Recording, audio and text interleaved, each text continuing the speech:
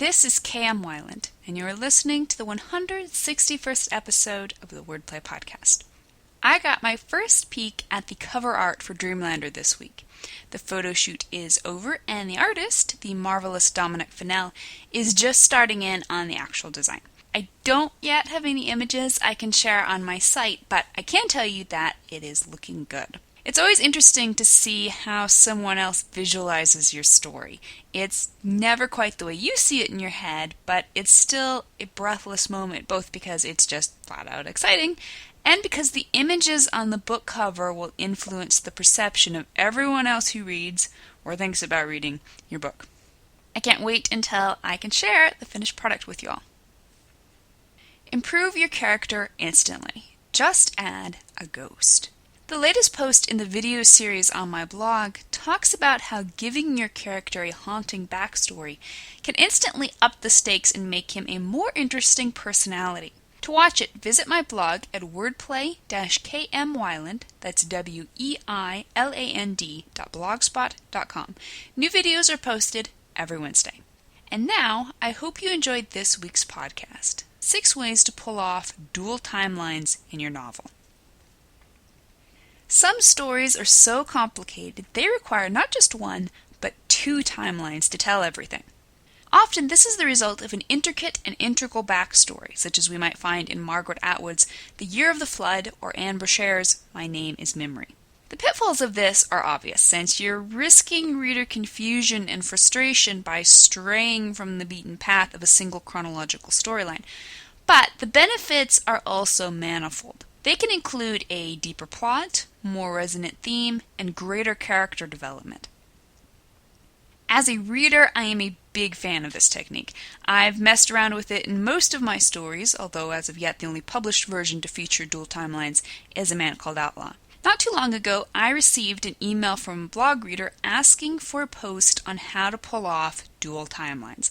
Below are a few of the lessons I've learned from my experiences with this difficult but often rewarding technique. 1. Make both timelines equally interesting. One of the greatest pitfalls of the dual timeline is the possibility that one of the plots will interest readers more than the other. Essentially, you're asking readers to read 2 stories simultaneously, with sometimes very little to connect the 2 until they reach the final chapters. To keep readers from growing frustrated whenever they're pulled from one timeline into the other, you must make sure both timelines are equally exciting and compelling. 2. Balance the timelines. The balance you decide upon for your story doesn't have to be perfectly equal. You may want to place more emphasis on one timeline over the other, which will keep you from achieving a 50-50 balance. But you will want to organize the book so the timelines appear in a logical pattern. Alternating timelines every chapter is the easiest way to accustom readers to the switch, but you can achieve the same effect by interspersing a lesser timeline chapter every 3 chapters or so. Consistency is what's important here. You don't want to delve into one of the timelines for so long that readers forget all about the other timeline. 3. Avoid filler scenes.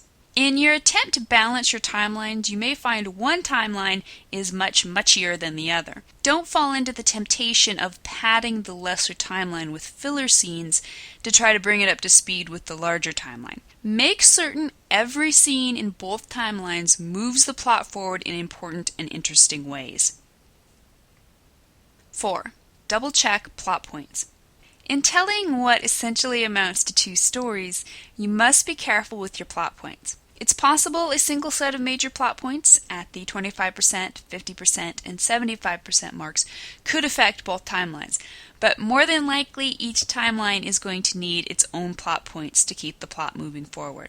Juggling the timelines so both sets of plot points land near the appropriate moments in the story can be tricky, so check and double check yourself. 5. Avoid confusing transitions.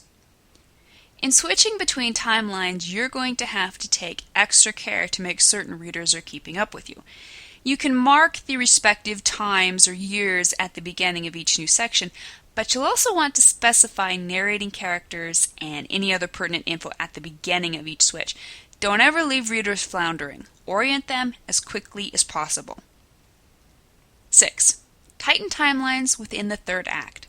The third act is where you need to pull your timelines together. The closer you get to the end, the clearer it should be to readers how the earlier timeline affects the events that are playing out in the later timeline. You'll likely end your early timeline just prior to the later timeline's climax, so make sure all your loose ends are appropriately knotted off by then. Dual timelines are always tricky and not always worth the trouble. Don't dive into one without thinking through the ramifications. But if you're certain a dual timeline is necessary for your story, take the leap and have fun. This technique can be a blast to write. And if you ace all the above requirements, it can also leave you with a book that's just as much fun to read. Thank you for listening to the Wordplay Podcast. To read a transcript of this episode, visit me on the web at wordplay-kmwyland, that's weiland.blogspot.com, and be sure to listen again next week.